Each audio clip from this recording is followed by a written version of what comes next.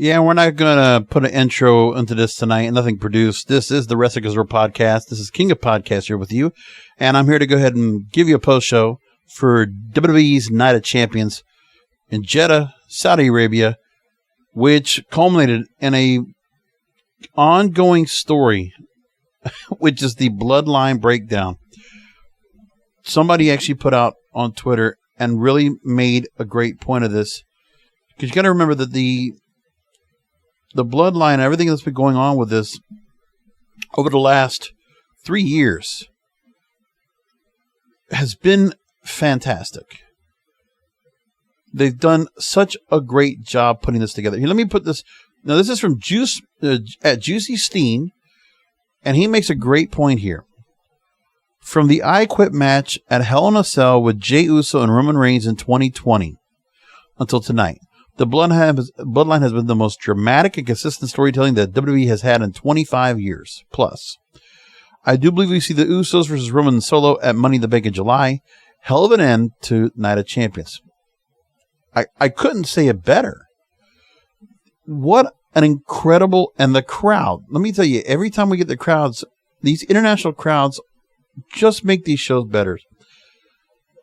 If you look at the press conferences, like the one we had in Puerto Rico for Backlash, and you look here and what's going on with seeing this crowd in Saudi Arabia tonight to watch Night of Champions was incredible. They just were so loud, and what a wild roar when Jimmy Uso decided, you know what, I'm going to do something I should have done a long time ago. Smacking Roman up the head with 2 super kicks back to back. And now it's like there's an irreparable damage done by the Usos. Jey Uso trying to say, keep it together, because you know what? That was what came, and it is full circle. What Juicy Steen said was right. You go back 3 years, because Jey Uso always wanted to try to prove himself, always trying to stay loyal to Roman. Jimmy was always the hothead. And it was really weird how Jimmy is hot when it comes to like being a volatility, and Jey Uso being very volatile when it came to trusting in Sami Zayn. This is, I'm going to say it, this is better than anything else we had in Attitude Era, okay? Better than Stone Cold and The Rock. Better than anything they had with D-Generation X. Vince against the corporation. Now, Vince and Stone Cold Steve Austin, that's about the only other storyline I want to say that absolutely really just stood out as at the level. Because we were all tuned into Vince and Steve Austin. Stone Cold and Vince, we always, Mr. McMahon, Stone Cold, we always watched that. That was an ongoing storyline that kept going on for a long time, and it stretched out. It's obvious that Roman Reigns, they want to make the next Bruno Sammartino. They don't have a problem making him the star attraction. He's their Hulk Hogan. He's their Bruno Sammartino. That's how it is. And it's that one guy that everybody wants to see. And it doesn't matter if he loses the belt or not. But when the day he does lose it, it's going to be a big deal. And I'm going to just have to live with the fact that Roman Reigns is going to hold on to that belt well over 1,000 days. And probably for another year or two. He's not getting that belt taken off of him. As I said, almost 3 years coming up. He's going to be holding on to that belt. But this is why I also get upset that we had to go ahead and have tonight the crowning. By the way, in the curtain jerker of the Night of Champions, having the World Heavyweight title brought up. I'm going to continue to go after this point. I hate this. I hate it so much. I don't want this belt to be here. Am I happy that Seth Rollins won? Yes. But this is a consolation prize. I didn't like it when we split the belt before. I actually liked that Roman was the only guy. But for whatever reason, because of the fact that we're going to have Roman hold on that belt for a long time, the World Heavyweight Championship and crowning a new World Heavyweight Champion in the first place tells you Roman's not dropping that belt for a while. You know why? Because there is not one person they think that they can feel like they can go ahead and get the same kind of push. The reason Roman will drop that belt is when he's off to Hollywood and he does what The Rock does and becomes that next big star, because that's the next thing we already know that's coming up for him. That's going to be the reason they're going to have to make him drop the belt. But now he's not working that much. They're going to keep him pristine. They're going to keep him healthy. He's not working that much in the ring. If he does some house shows, he's a featured attraction. If you got to get a big crowd for him, that's the reason why. Because he sells things out. So you put him on pay-per-view. He's got the limited contract deal. Who knows the creative control that's behind this? But no one's tired of this yet. As far as I know, I'm not tired of this storyline. Now, the reason is, okay, look, the New World Order was a long storyline, right? Hulk Hogan holding on to the World Heavyweight title in WCW. Yeah, that had a good run on it. All right. Going back to Bash at the Beach and then going all the way up until about Starrcade 97. That was a damn good run that they had. But they always had trouble trying to go and keep it fresh. This is still fresh. This has not gotten stale. We're not tired of this storyline. And they keep bringing it up. Sammy and Kevin. And the way they put things together now where Sammy and Kevin took those belts off of. Usos losing the belts at WrestleMania. Then you go back for another rematch, losing again. And then the breaking down where Roman Reigns, their personas non gratis. And then the decision that Roman and Solo are going to take on Sammy and Kevin for the World Tag Team titles. Undisputed World Tag Team titles. Sammy and Kevin, super over as a result of this. Usos, super over as a result of this.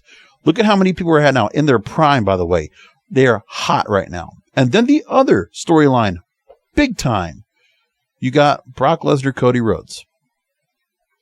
And Brock wins. You set that up. And Cody, yeah, they're not going to put the belt on him. They're not going to have him take the championship. But, you know, the plan's in place. World Heavyweight title's there. And what it comes down to is Cody Rhodes wants to be a super white meat babyface. He absolutely wants to be the guy that is just like, he's doing the Dusty thing. He is working like Dusty. He is the super babyface. Takes the injuries. He is so old school. It's silly, but it works. And people are all into it. And people will wait a long time for WrestleMania to go ahead and see if Cody ever gets back to that promised land again and gets another match against Roman Reigns. Because really, they just teased it up. They teed it up for you at WrestleMania. Cody doesn't win. And now Roman, you're not going to see many people that are going to go after that belt. I mean, if people get a chance to go after that belt, right now they're just using the tag team titles as a good spot so that, hey, Roman isn't wrestling for the world, for the universal title right now. But you know why? It's because you put him in the tag team picture. And now you have this match here, Roman tagging with Solo against the Usos, which I think Juicy Steen's right about. Put that at Money in the Bank. Yeah. Like, there's no movement on this. And you know what? The world and the universal title takes a back seat, but Roman's working every pay-per-view. So that's fine. And I don't think he's going to work every pay-per-view. I think he's just working these big shows. Look, I got to go to London right now and O2 Arena for Money in the Bank. And then you got, what, another Clash of the Castle? I mean, I forget what else they got coming up after this. And then SummerSlam. So Roman's still going to be working. And all these bigger shows they got going on, what are you going to do? You got to keep it going. It's working out for them. Exactly as such. It's great stuff. But man, the other thing I got to say is, okay, Seth Rollins, AJ Styles, that's the no-brainer they were going to have that belt. They were going to have a great match for that belt. I just don't care for this match. I just don't care. I hate this. I hate this belt altogether. I wish they didn't have it. It's going to bother me. And I don't care how much they can do. And who's holding that belt doesn't make a difference to me. I don't like the consolation prize. That's what I think it is. I know some people just want to say, well, it's like, well, they should have somebody to get a belt. You're right. But Universal title's the one. We don't need the second belt. And the thing is now, it's pretty obvious. The Universal title, because of the legacy that we have, and Roman Reigns holding on to this, it's not going to be much more than just Roman Reigns is going to hold on to it. The only people that are going to matter to me at all are who is it that's going to it's going to be credible enough that WWE makes to go after Roman Reigns in that title. Right now, they don't have anyone. Because remember, Sammy's already gone after him. Kevin's gone after him. Cody's gone after him. Brock's gone after him. Remember, he smashed everybody, right? And that's where we're at right now. So what do you do next? What do you do next? There's nothing else. They're at a place right now where they really can't do much else.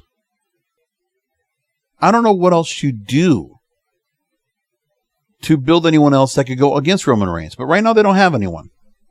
And there's not one person on that roster right now that I believe could take that spot. Anybody want to tell me what's a legitimate name? I mean, are they going to be something else new in? Like, what are they going to do about that? There is no plan. You know, I can't think of anything.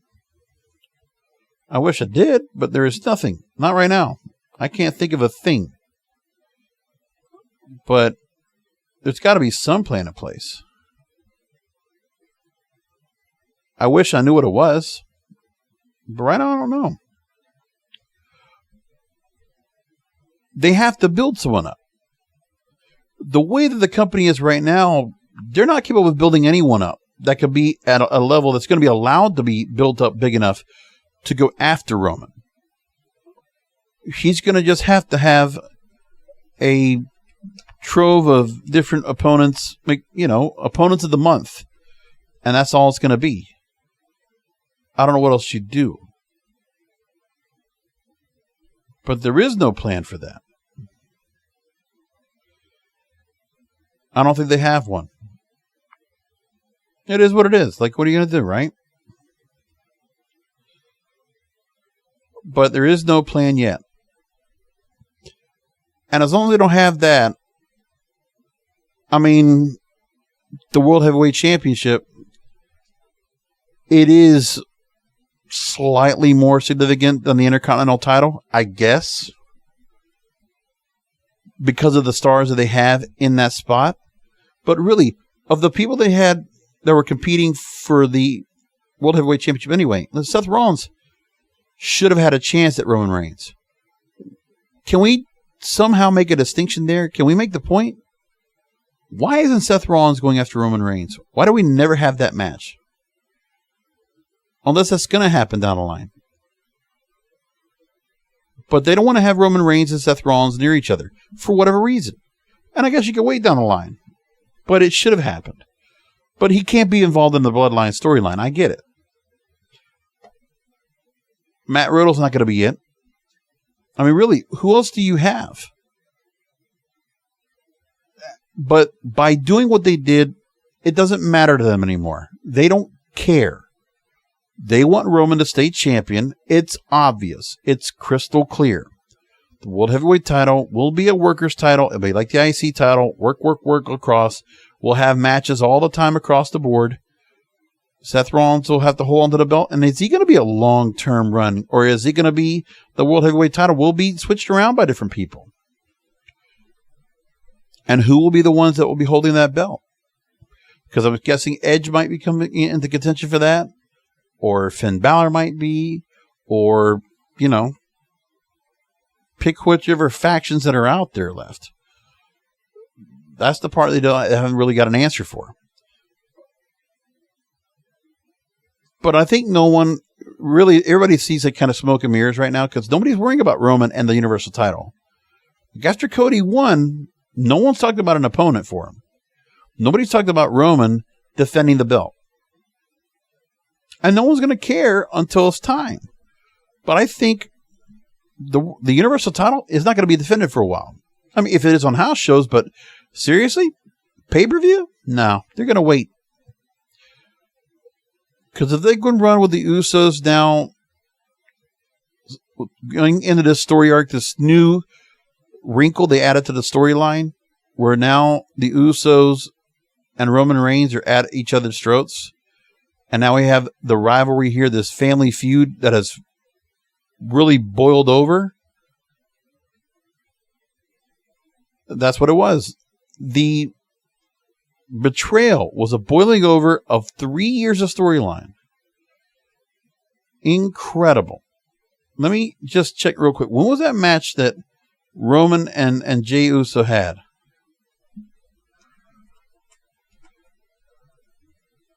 Because it was 2020. Yeah, October. Yeah, what was it? October of 2020. Yeah. First ever Hell in a Cell I Quit match. Excellent work. Great match. And I'll tell you, they just put this together, and roughly 3 years later, and we're not tired of this. This is where I told you that Rob Fee, whoever the guy was that they brought in that worked on Marvel movies and all, the long-term storyline, the focus is the Bloodline. And that's what we're in right now. This storyline has a lot of steam left. It's the reason people are watching every week. It's the one storyline we have. It's like a reality show. And the players now are playing their parts perfectly. I love the fact that Matt Riddle's no longer involved in the storyline. And Cody's been kind of in and out. Fine. Because remember, everything right now that is really clicking on all cylinders is whoever gets attached to the Bloodline. Even though the Bloodline had a little bit of Judgment Day attached to it. But the thing is, there are a few other stories that are really standing out now that really make sense. Rhea and Dominic together. The Bonnie and Clyde. What a great storyline. Rhea Ripley defeating Natalya. Minute and 10 seconds. Quick work to take back to retain the SmackDown Women's title. Great. Gunther, listen, Mustafa Ali to appease the Saudi Arabians there. That was great. Sami Zayn speaking in Arabic. Really hyping up that crowd. The crowd was so into what they were doing. But yet, it's like, yeah, they retained the titles, but man, the Bloodline storyline trumps out everything. That's what everybody's going to remember, is how Roman got kicked in the head twice. And the complete betrayal. Fantastic work. Trish and Becky, okay. Zoe Stark being brought in, this feels like a Vince move. Zoe Stark, there is nothing that really says anything. Like Zoe Stark was messing around with Nikki Cross and just getting into the company into the main roster. And now Zoe Stark creates an issue where Becky loses to Trish Stratus. Trish and Zoe doesn't make any sense. Doesn't feel like there's much chemistry right there. But Zoe Stark, if we're going to put her up with somebody to kind of like build some kind of credibility, okay. And I guess if Zoe Stark's going to be out there, then Trish isn't going to work so much. It'll be Zoe and Becky go after each other.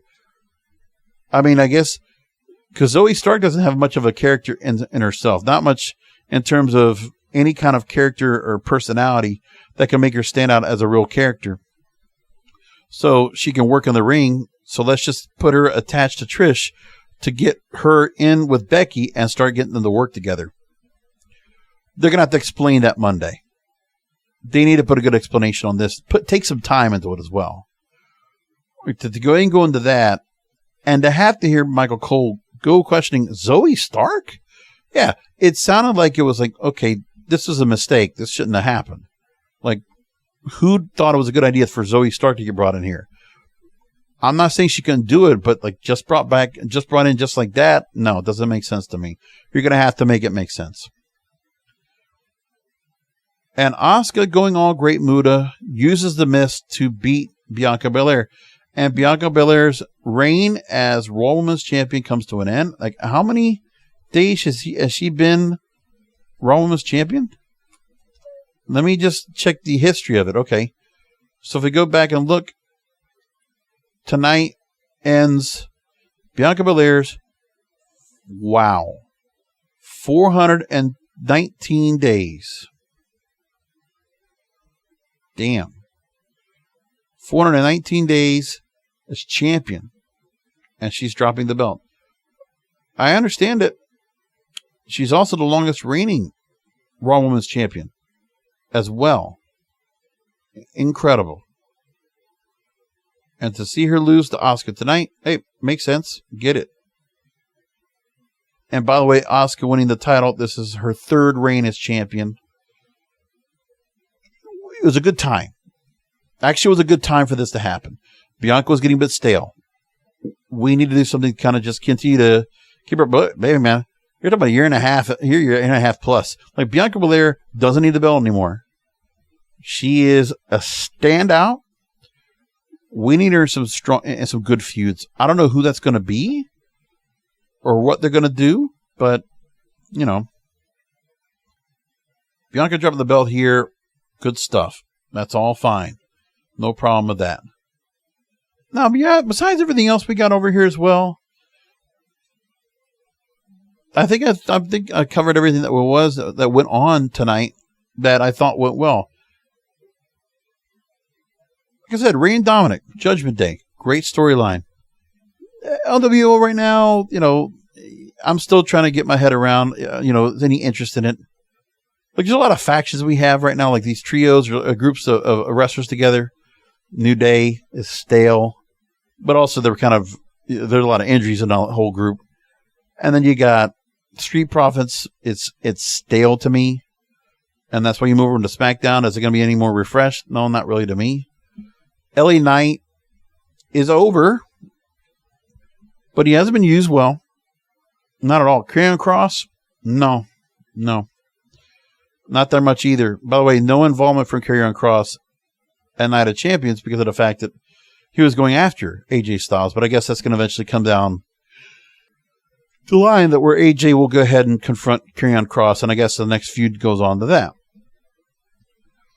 Now that Seth Rollins wins, okay, who do they put into a program with him to go after that newly crowned World Heavyweight title?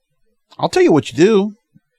You could put Finn Balor back out there and recreate that first ever match between Finn and Seth for the Universal title. You could do that. That wouldn't be a bad idea.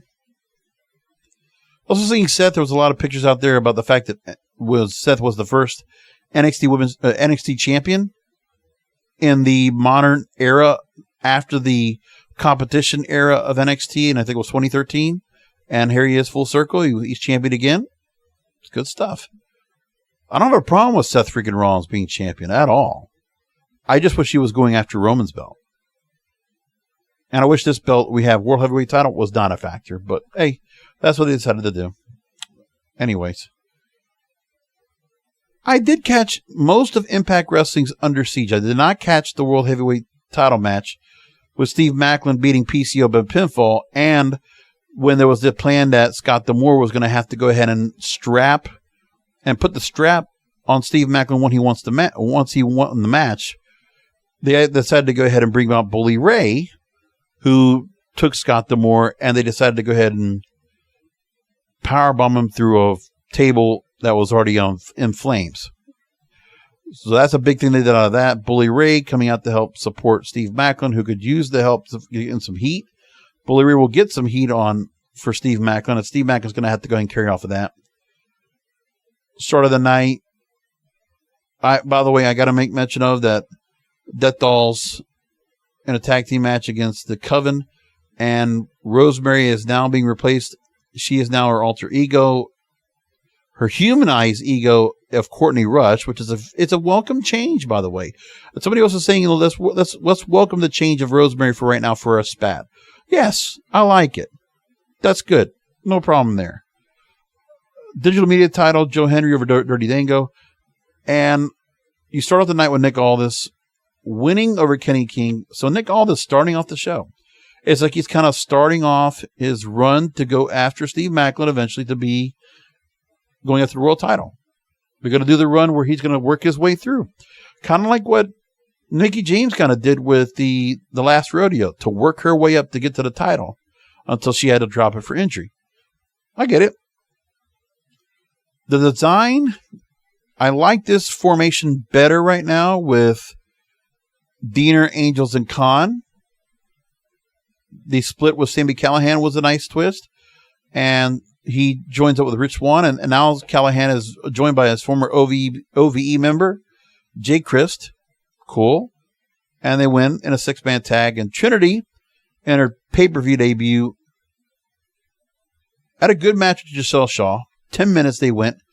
No problem there. Like, there wasn't a match that was going to be the focus of the night, because later in the night you already had Deonna Purrazzo and Jordynne Grace, and another barn burner, as always. But Trinity gets a win in the match, wins by submission. Good stuff. And Ace Austin, Chris Bay over Subculture. No problem there.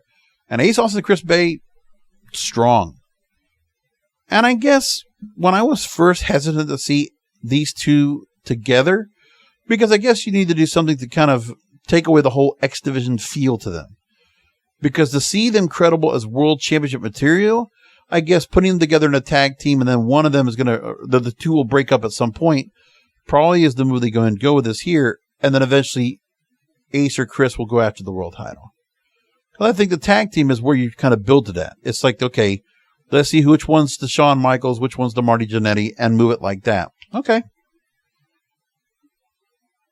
Which isn't a bad idea. The same thing, like, which one is the Stan Lane, which one's the Bobby Eaton, right? Which one's the Ricky Morton, which one's the Robert Gibson? You know the answers to those, okay? It was Bobby Eaton that went after the world title, and then Ricky Morton went after the world title, right? Trey Miguel continues to be X Division champion over Chris Sabin. They put a 6-way match for the number one contendership for the Impact World title, which now that Steve Macklin's holding the belt, anybody feels like you're fair game of going after Steve Maclin. So Alex Shelley now becomes the next winner. Wins in the 6-man tag over Eddie Edwards, Frankie Kazarian, Jonathan Gresham, Moose, and Yuya Uemura. And Alex Shelley now, probably against all odds, will go after Steve Maclin. What is that going to mean when it comes down to dealing with Steve Maclin and Bully Ray? We'll see how they set that up on TV. And Deonna Purrazzo winning over Jordynne Grace. She's held on to it. And by the way, last chance match. So because of the loss, Jordynne Grace can no longer challenge for the title, because as long as Deonna Purrazzo is champion. And from what reports have been saying, Jordynne Grace is taking time off. She is leaving Impact Wrestling for right now. I guess the contract's up. And she's got other things she's working on anyway. So she's already working on the bodybuilding stuff, and she's doing pretty well with that. So, okay, I get that there. And other than that, she's just moving off doing other things. She's just, she's all right. She's happy where she's at right now. So she doesn't need anything. She wants to go along and move into some other ventures. That's fine. I understand. That's all right. She's been there for a long time. So to have her a bit of a break is not a bad thing to see if she decides to go and do that. So there's a lot of other wrestlers now. They get a spot up there to go and see what they can do against the likes of Deonna Purrazzo, who will go up that way. And eventually Trinity will work her way up to the Knockouts World title eventually. But that's what they're going to do with Nick Khan, or to be with Nick Aldis and Trinity, is work their way up. Because they're already attractions. They're already well known. Spreading them around throughout the card. That was a good move on Under Siege tonight. And by the way, kudos for Scott D'Amore for even taking a table shot, going through a fiery table. Tell you what, it's very much a Vince McMahon type move. It's like, see, if you want me to show if I'm one of the guys, well, look what I did. And that's basically what happened. So there's that. And that is post-show for Night of Champions and Under Siege. Figured I was going to throw the Under Siege on because I got a chance to watch most of it. So, I feel like I feel bad I don't cover enough of Impact Wrestling. But this is a B pay-per-view, so it's not one of the big A ones, which would normally get its own pay-per-view slot. But, when we get to Slammiversary, I will give it another solo show because it'll be that time for that. I'll be back tomorrow, about 24 hours from now, so we can cover AEW's Double or Nothing. And by the way, if you are within the sound of my voice in the South Florida area, I will be at the Regal, Stadium 18, Royal Palm Beach, Florida, Auditorium 9. We will have, I'm hoping some people can show up. If you do, shout King of Podcasts in the crowd. Let me know you showed up and you listened to the show. We'd love to go ahead and say hello to you guys. If you haven't had a chance, I'll never meet and greet. I don't set that kind of stuff up, but if you want to, hey, there you go. Let's do that. So I hope you'll consider it. Just a thought, right? But I will be there to watch AEW Double or Nothing tomorrow, and that should be incredibly good. So with that said, let's go ahead and leave it there. I'll come back tomorrow with another Wrestling Conservative podcast because wrestling needs us.